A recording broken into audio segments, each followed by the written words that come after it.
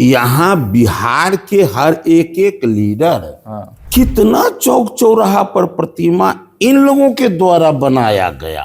उन्हें देश का गौरव समझ के सम्मान करते हैं, नाम लेते हैं। नोरमा ग्रुप, जो सोचता है वो करता है। आपके अपने सपनों का आशियाना। नमस्कार, मैं हूं सागर कुमार। भारत लाइव देख रहे हैं। देखिए, भारत लाइव में लगातार खबरों का सिलसिला जारी है और देखिए, बिहार के सियासी गलियारों से जुड़ी हुई तमाम खबरें हम आपको सबसे पहले दिखाते हैं। और आज ऐसे ही एक राजनीतिक मुद्दे पर हम बातचीत करेंगे। हमारे साथ जुड़ चुके हैं स्पेशल गेस्ट के रूप में बिहार सरकार के माननीय मंत्री हरि सहनी जी। हरि सहनी जी, आपका बहुत बहुत स्वागत है इस स्पेशल साक्षात्कार में। चलिए, बहुत बहुत शुभकामना, धन्यवाद। हरि सहनी जी, आप एक कद्दावर नेता हैं, भारतीय जनता पार्टी के अति पिछड़ा समाज के बड़े नेता हैं, लेकिन जिस तरह की बयानबाजी हो रही है और जो सियासत अमित शाह के बयान पर चल रहा है, क्या लगता है अमित शाह ने एक बैठे बैठाए मुद्दा दे दिया है विपक्ष को? हमारे लोकप्रिय नेता और भारत के आन बान शान जी, जिस 370 को लोग कहते थे सदन में जो छुएंगे वो जलेंगे, वैसे 370 को हटाने वाले हमारे अमित भाई शाह साहब वो मौका देते हैं संभलने का, सुधारने का, किसी को बिगाड़ने के लिए नहीं। वो तो संभलने के लिए कहे। क्या कहे हैं? यही ना कहें कि अपने अपने आराध्य देव को याद कहें कि फैशन बन गया है अम्बेडकर का नाम लेना। हर कोई अम्बेडकर अम्बेडकर। बिल्कुल सही कह रहे हैं। वो इसलिए कि यदि अम्बेडकर साहब का नाम का सम्मान इनके हृदय में होता तो आजादी के बाद संविधान सभा के अध्यक्ष होने के नाते जब सदन प्रारंभ हुआ तो कम से कम तस्वीर उनका जरूर होना चाहिए था। जी जी जी। क्यों नहीं हुआ?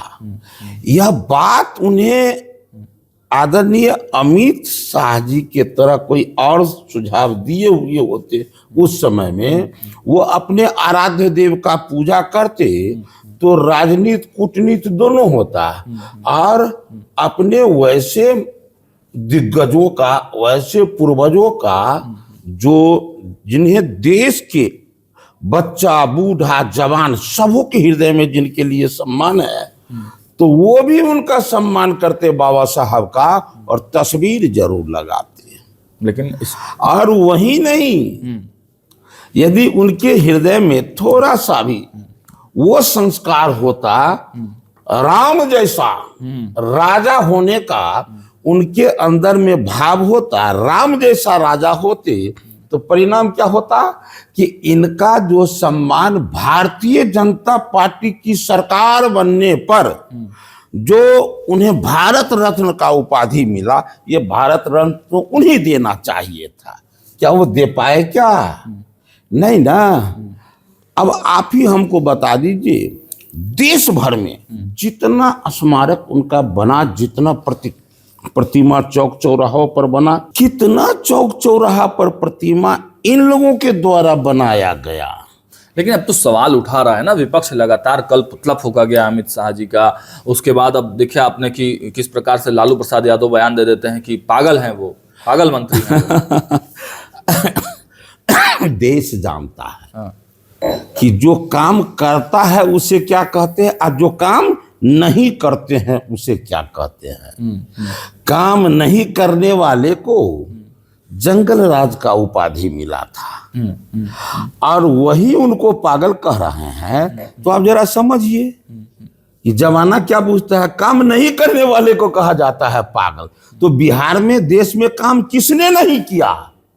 और काम करने वाले को राजा राम कहते हैं। वो तो कह रहे हैं कि हम नियुक्ति मैन हैं। अच्छे, एक बात हमको बता दीजिए कि मैंने कहा कि तस्वीर समय पर लगना चाहिए था, उनको भारत रत्न उन्हीं के समय में मिल जाना चाहिए था, जगह जगह चौक चौराहों पर स्मारक बनना चाहिए था। विभिन्न सड़कों के नाम इनके द्वारा रखा जाना चाहिए था, कुछ भी नहीं उनके नाम का हुआ। हो रहा है क्या हो रहा है? वोट बैंक की राजनीति। अभी आप देखे होंगे कि आरजेडी के एक कद्दावर नेता कहते हैं, आरती दिखा रहे हैं बाबा साहब का, तस्वीर पर फूल का माला चढ़ा के आरती करे, ठीक से फोटो खींचना, बढ़िया से वीडियो बनाना। ये लोग सिर्फ और सिर्फ वीडियो बनाने के लिए, आप किसके बारे में? वो हम आरजेडी के एक भाई अरुण नाम करके हैं, आरजेडी के हमारे आदरणीय लालू जी के बहुत ही करीबी अच्छा हैं वो। हाँ। वो कहते थे ये लोग केवल और केवल वोट के लिए उनका सम्मान करते हैं, और भारतीय जनता पार्टी एनडीए उन्हें देश का गौरव समझ के सम्मान करते हैं, नाम लेते हैं। तो जो गौरव समझकर जो नाम लेते हैं, सम्मान करते हैं, ऐसे ऐसे विचारधाराओं वाले लोगों के जुबान से जब उनके लिए इस तरह से बोला जाता है तो पीड़ा होता है। और तब वो कहते हैं कि आप लोग अपने अपने इष्ट देव को भी जवाब क्या दीजिएगा? लालू प्रसाद यादव ने जो बयान दिया है, पागल कहता है, जवाब लालू प्रसाद यादव को क्या? इसका जवाब मुझसे नहीं, हाँ। बिहार की तमाम जनता से नहीं, देश के जनता से पूछिए कि जो भारतीय जनता पार्टी बाबा साहब भीमराव अंबेडकर का जितना सहयोग इस देश के लिए रहा, उतना सम्मान देने का काम भारतीय जनता पार्टी ने किया। ठीक है। और इन लोगों के द्वारा क्या किया गया? यही किया गया कि वो जब असेंबली पहुंचे तो वहां से उनको रिजाइन देकर हटना पड़ा था। किसके कारण? कांग्रेस के नेताओं के कारण। जब इनसे पूछा गया जवाहरलाल नेहरू जी से कि वो ऐसे ऐसे रिजाइन दे, तो कहते हैं उनसे कोई प्रभाव नहीं पड़ने वाला है। बड़ी बात बताइए, बाबा साहब भीमराव अंबेडकर के बारे में कहते हैं उनसे कोई प्रभाव नहीं पड़ने वाला है, और मजबूर कर दिया गया उनको अनुसूचित जाति अनुसूचित जनजाति के संदर्भ में जो जिस तरह का उस समय में कांग्रेस के द्वारा जो निर्णय लिए जा रहे थे, उनसे आहत होकर वो रिजाइन देते हैं। अच्छा, अभी एक खबर आ रही है कि प्रताप सारंगी है, सांसद है, उनको राहुल गांधी ने धक्का दे दिया और चोट भी लग गया है उनको। एक लीडर को धक्का दिए हैं, आपको पता नहीं है? ये देश को धक्का देने का काम करते हैं राहुल बाबा। हाँ। अब विदेश में जाकर के भारत का निंदा करते हैं, कहते हैं संविधान खतरे में है। इतने बड़े विशाल संविधान वाले देश को चुनाव के माध्यम से हम एकजुट बनाते हैं, सबल बनाते हैं, और उसके लिए माध्यम है वोट। और वोट के जब वो जीत जाते हैं तो कहते हैं ईवीएम ठीक है, और वो हार जाते हैं तो ईवीएम खराब है। 2 राज्य 4 राज्य में हुआ, जहां उनका हो गया तो ठीक है, और जहां नहीं हुआ, ये पूरे दुनिया में जाकर शोर करते हैं कि ये भारत का संविधान खतरे में है। कभी कहते हैं कि मुसलमान खतरे में है। बिहार की इन लोगों के विषय पर ध्यान दीजिएगा तो हर कदम कदम पर लगेगा कि ये केवल और केवल इनका राजनीति केवल वोट बैंक का राजनीति है। विकासवाद, राष्ट्रवाद, ये बात, ये काम, दोनों काम भारतीय जनता पार्टी एनडीए ही करेगा। आप अपने गांव के किसी बुजुर्ग, बच्चा, बूढ़ा, जवान, चाहे वो पंजा छाप का मतदाता हो, लालटेन का हो, किसी का भी हो, उसको कहिए कि 5 मिनट के लिए आप भूल जाइए पार्टी का नाम, अपने दिल पर हाथ धर के अपने इष्ट देव को स्मरण करके कहिए कि देश का रक्षा, धर्म की रक्षा, संस्कृति का रक्षा देश में 1500 पार्टी में सबसे अधिक तत्परता से कौन करता है? तो मतदाता चाहे किसी का हो, लेकिन इतना तो जरूर बोलता है यह काम तो भाजपा वाला करेगा। ऐसे ये मान्यता है देश का, पूरे देश का। इसलिए नेता क्या कहते हैं ये महत्व का नहीं है, महत्व का है कि देश क्या कहता है। और देश कहता है कि बाबा साहब भीमराव अंबेडकर का जो कुर्बानी था, जो योगदान था, उसका सम्मान यदि भारतवर्ष के कोने कोने में किसी ने किया तो भारतीय जनता पार्टी ने अब थोड़ा किया। बिहार के राजनीति पे आ जाते हैं मंत्री जी। जिस प्रकार से एक और बयान की खूब चर्चा हुई, अमित शाह ने एक निजी चैनल से बातचीत के दौरान मुख्यमंत्री के चेहरे और उनके नाम पर स्पष्टता जाहिर नहीं की, तो चर्चाएं तेज हो गई कि क्या महाराष्ट्र वाला खेल बिहार में भी हो सकता है। अच्छा, एक बात कहिए, कुछ बात नीतिगत ऐसा होता है कि जनमानस से चाय बीड़ी खैनी सिगरेट की दुकान से चल के सदन तक पहुंचता है, और कुछ होता है सदन से जनमानस तक आता है। सबका प्रकार अलग अलग होता है। राजनीति का कुछ विषय है, रहस्य वो समय से उजागर होता है तो अच्छा लगता है। लेकिन आप लोग तो बिहार एनडीए के नेता तो खुल के बोल रहे हैं, बोलते ही हैं। लेकिन गृह मंत्री क्यों नहीं बोल रहे हैं फिर? क्यों नहीं बोले, ये क्यों कह रहा है कि क्यों नहीं बोले? हाँ। ये यहाँ बिहार के हर एक लीडर कहते हैं, वो भी कहते हैं। क्या प्रसंग था मैं सुना नहीं हूं स्पष्ट, लेकिन उनका ध्येय कभी भी उल्टा सीधा नहीं होता है। जहां जो है वो है, नहीं है तो खुलेआम नहीं है। अच्छा, आपकी बात कर लेते हैं। जिस समाज से आप आते हैं, मल्लाह समाज से आप आते हैं, और देखिए बक्सर का जो रामगढ़ का जो चुनाव हुआ वहाँ पर भी आपको प्रभारी बनाया गया। काफ़ी मेहनत किया आपने, और तमाम जो समाज के वोट थे उनको आप कहीं ना कहीं भाजपा को दिलाने में सफल हो पाए। लेकिन अब जिस प्रकार की राजनीति हो रही है, मुकेश सहनी अपने आप को सन ऑफ मल्लाह कहते हैं, उन्होंने एक दिग्गज ब्राह्मण चेहरे को मिथिलांचल में, आप भी मिथिलांचल से आते हैं, संजीव मिश्रा को ज्वाइन कराया है। कहा जा रहा है कि तेजस्वी को मुख्यमंत्री और मुकेश सहनी को डिप्टी सीएम बनाने के लिए संजीव मिश्रा को मिथिलांचल में लाया गया है, और अब A to Z के जरिए एक ब्राह्मण फेस खड़ा किया गया है। संजीव मिश्रा को किस विषय के लिए लाया गया, क्या बोले हमने? मुकेश सहनी को डिप्टी सीएम बनाने के लिए, अच्छा, और तेजस्वी जी को मुख्यमंत्री बनाने के लिए। मिथिलांचल में एक मजबूत ब्राह्मणों की संख्या है, और उसको कहीं ना कहीं प्रभावित कर सकते हैं संजीव मिश्रा। तो उसके लिए क्या फिर रणनीति होगी आप लोगों की? हम लोग का रणनीति किसी के बोलने और किसी के व्यवहार को देखकर हम अपना रणनीति नहीं बनाते हैं। हम रणनीति बनाते हैं कि बिहार का विकास कैसे हो, इन विषयों को ध्यान में लेकिन रखकर। राजनीति जो कहती है, देखिए जो संजीव मिश्रा है उस क्षेत्र में, मिथिलांचल क्षेत्र में काफी प्रभाव है उनका, बिहार के अंबानी कहे जाते हैं। सुपौल छातापुर से वो उनकी चर्चा है चुनाव लड़ने की, तो प्रभाव तो पड़ेगा संजीव मिश्रा के उधर उस खेमे में जाने पर। ये बता देता हूँ, देश में अनगिनत नदियां हैं, लेकिन समंदर में मिलने के बाद समंदर का अस्तित्व होता है, उस नदियों का नहीं। अच्छा, तो जो लोग कहीं है, किस रूप में है वो अलग विषय है, और जिस समंदर में जाकर मिलता है वो समंदर तालाब है, डबरा है, तालाब है या समंदर है, ये तो जनता तय करती है। और वहां जाने की, बिहार के मलाह इस बार किधर देख रहे हैं? कौन है नेता बिहार के मलाहों का? नेता कौन है ये बात महत्वपूर्ण नहीं है, किन पार्टियों का ध्येय मतलब इस जाति को के उत्थान में है, ये देखना महत्वपूर्ण विषय। किस पार्टी का? आप भारतीय जनता पार्टी की बात करें? भारतीय जनता पार्टी के कोटे से एक मंत्री हैं नीरज सिंह बबलू।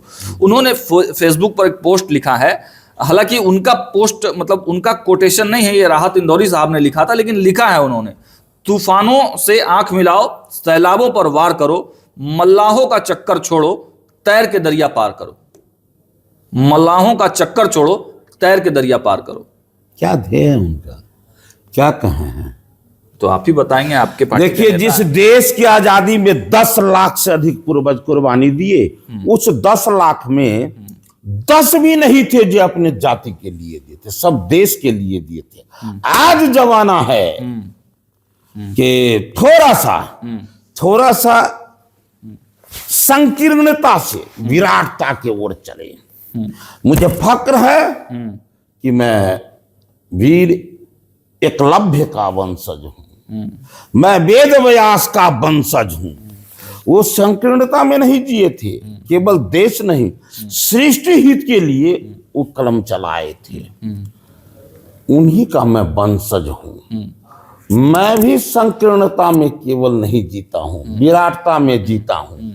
राष्ट्र हित की बात करता हूं, देश की रक्षा, धर्म की रक्षा और संस्कृति की रक्षा का बात करता वो हूं। तो और इस समाज के बारे में आप कहेंगे, निषाद समाज के बारे में, तो मैं टाल ठोक कर कहता हूं, चुनौती देता हूं, मिट्टी देता हूं कि जब से भारतीय जनता पार्टी अस्तित्व में आया, जो सम्मान भारतीय जनता पार्टी ने बिहार के धरती पर मलाहों को, निषादों को दिया है, कोई माई का लाल है हमें बता दे कि भारतीय जनता पार्टी को इतना सम्मान किसी ने दिया क्या? सम्मान तो दिया है, तो फिर दभी सम्मान देना ही तो हम। लेकिन देखिए, एक मिनट बोलिए, रोड, नाला, सड़क, बिजली, पानी, शिक्षा, चिकित्सा, ये सब कुछ तो जनमानस के लिए, और इस समाज को व्यक्तिगत तौर पर जो सम्मान।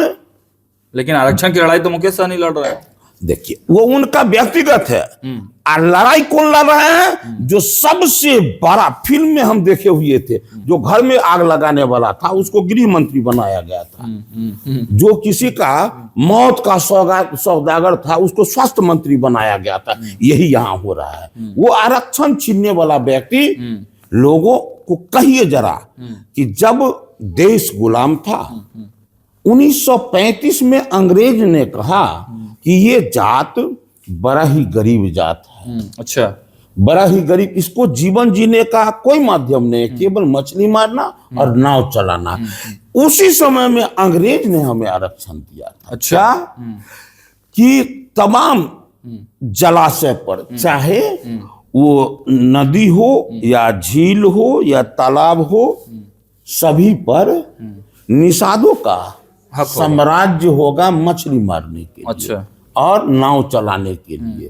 और जब देश को आजादी मिली, तो उस समय में भी बाबा साहब भीमराव अंबेडकर जब कानून सभा का वो अध्यक्ष बने, उस समय में भी उस कानून को छेड़छाड़ नहीं किया गया। इतना सम्मान उस समय में, उस समय तक निषाद सम्मान को दिया गया। और जब मलाहों का एक पूत जो चलते हैं रोड पर, बोलते हैं कि निषाद के आरक्षण की बात करते हैं, लेकिन उस अंग्रेज के जमाने में दिए गए आरक्षण को पहले हस्ताक्षर से उसी कानून को रद्द करने का ये बात करते हैं। तो फिर ऐसे लोगों के जुबान से, जिस पाइप से शराब छोड़कर कभी भी दूध नहीं निकला, आज कहते हैं अब इसमें से अमृत निकलेगा। तो भाजपा ने एहसास कराया आपको कि अब डिप्टी सीएम निषाद समाज का बनेगा क्या? हरी सहनी डिप्टी सीएम बनेंगे? भारतीय जनता पार्टी का एक एक पुत्र काम करने के लिए, अपने बिहार के विकास के लिए, अपने प्रांत के विकास के लिए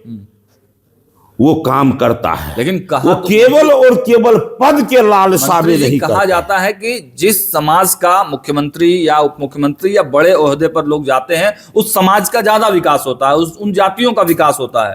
तो जब तक किसी बड़े, हालांकि आप मंत्री बनाए गए हैं, लेकिन डिप्टी सीएम या सीएम की कुर्सी तक, दुनिया के सबसे लोकप्रिय नेता, गरीबों के मसीहा, भारत के यशस्वी प्रधानमंत्री युग पुरुष नरेंद्र भाई मोदी जी के द्वारा इस बिहार नहीं, भारत के धरती पर जितना योजना मछली और मखाना के लिए उन्होंने दिया, कोई आज तक उतना बात भी क्या जो बात भी नहीं किया। आज वो हमें कुछ बताने चले, मैं उन्हीं से सीखूंगा क्या? उन्हीं के मार्ग पर चलूंगा क्या? नहीं। निषाद का इतिहास आप सतयुग, द्वापर, त्रेता में देख ले कि जितना आध्यात्मिक था, उतना ही देश के गुलामी के समय में भी उतना ही वीरता दिखाया, और वर्तमान समय में भी वो राष्ट्रवादी है। वो राष्ट्र के चिंतन के साथ देश की रक्षा, धर्म की रक्षा, संस्कृति की रक्षा, गरीबों की रक्षा करने वाले पार्टी के साथ होगा। इसको कोई माई का लाल रोक। मंत्री जी, एक अंतिम और राजनीतिक सवाल है मेरा। ठीक है, कई जवाब आपने दिए हैं। निषादों का जो रुझान है भारतीय जनता पार्टी की तरफ जरूर है, जो, लेकिन ये जो बड़ा वोट बैंक है, इस पर नजर है, मुकेश सहनी की नजर है, तेजस्वी यादव की नजर है। आप देख रहे हैं किस प्रकार समीकरण रचे जा रहे हैं। लेकिन अब बिहार के नई राजनीति में नई पार्टी का पदार्पण हुआ है, पीके जनसुराज। अब उन्होंने भी महिला अध्यक्ष के रूप में सुभद्रा सहनी को महिला अध्यक्ष बनाया है। तो क्या लग रहा है कि सहनी की राजनीति शुरू हो गई है बिहार में? मैंने क्या कहा, भारतीय जनता पार्टी कुछ वोट से पहले घोषणा नहीं करती है, वो काम इतना करता है कि काम देखकर लोग वोट करते हैं। अच्छा, मतलब ये आपकी अब बताइए, सफलता है। अब पहले हमको बता दीजिए, हाँ।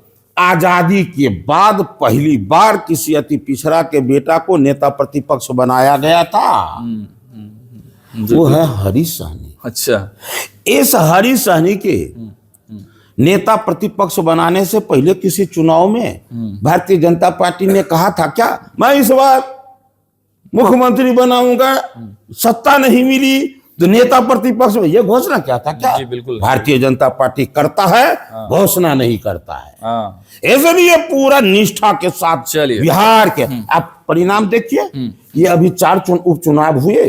इस 4 उपचुनाव, मैं कहता ये 4 उपचुनाव नहीं है, ये 2024 नहीं है, ये तो 2025 के फिल्मों का टेलर है ये। अच्छा, वहां आप जाकर के देखिए कि निषाद का वोट किसको मिला है, आपको उत्तर मिल जाएगा, सारे प्रश्नों का उत्तर मिल जाएगा कि निषाद कहाँ जाएंगे, क्या करेंगे, किसके साथ रहेंगे, सारे प्रश्नों का उत्तर मिल जाएगा। चलिए, तो देखा आपने भारतीय जनता पार्टी बिहार के फायर ब्रांड नेता, बिहार सरकार में मंत्री हरी सहनी ने क्या कुछ कहा है, और जो लोग टकटकी लगाए बैठे हैं कि निषादों का, मल्लाहों का वोट बैंक किसी दूसरे पाले में चल जाए, तो ऐसा होने वाला नहीं है। मंत्री जी ने साफ साफ यह आश्वासन दे दिया है कि भारतीय जनता पार्टी ने जो सम्मान सहनी समाज को दिया है, उसी वजह से बाकी की जो पार्टियां हैं उनमें व्याकुलता बढ़ी है और कहीं ना कहीं छटपटाहट है कि वो वोट बैंक उनके पाले में आ जाए, लेकिन ऐसा होने वाला नहीं है। फिलहाल इस वीडियो में इतना ही। देखते रहिए भारत लाइव। बहुत बहुत धन्यवाद।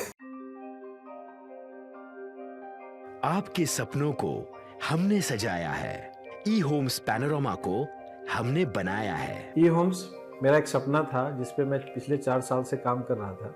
हमने जो बनाया है वो सबने है माना। ई होम्स पैनोरमा में हो आपका भी आशियाना। और फाइनली हमने 2021 में इस प्रोजेक्ट को लॉन्च किया। बहुत लोग अप्रिशिएट कर रहे हैं कि पूर्णिया जैसे शहर में, बिहार के, एक तो बिहार की बात करें उसमें भी पूर्णिया जैसे छोटे जगह में इस तरह का लाइफस्टाइल देना, ये सुन के हम लोगों को बहुत अच्छा लगता है। ई होम्स में हमने कुछ और भी किया है, जैसे हम जिस जगह में रह रहे हैं हमारे फैमिली सिक्योर हो, उनको सिक्योरिटी का ध्यान में रखा है।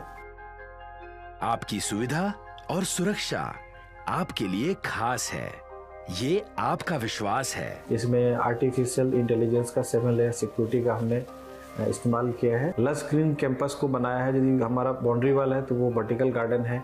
ये जितनी भी फैसिलिटी होता है एक इंटरनेशनल टाउनशिप में ई होम्स है, ये हम लोग विश्वास नहीं कर पा रहे हैं। जो भी हमारे मित्र दोस्त या जो भी हमारे बाहर के बाहर आते हैं तो हम लोगों को बहुत अच्छा सुनने को मिलता है और बहुत अच्छा क्रेडिट मिल रहा है। वो सारा हमने सिर्फ एक बिल्डिंग नहीं बनाया, हमें एक बहुत अच्छा लाइफस्टाइल दिया ई होम्स में, और मेरा एक सपना था जिसको मैं आज फुलफिल होते हुए देख पा रहा हूँ। ये आपका आवास है। ई होम्स पैनोरमा में अब आपका निवास है।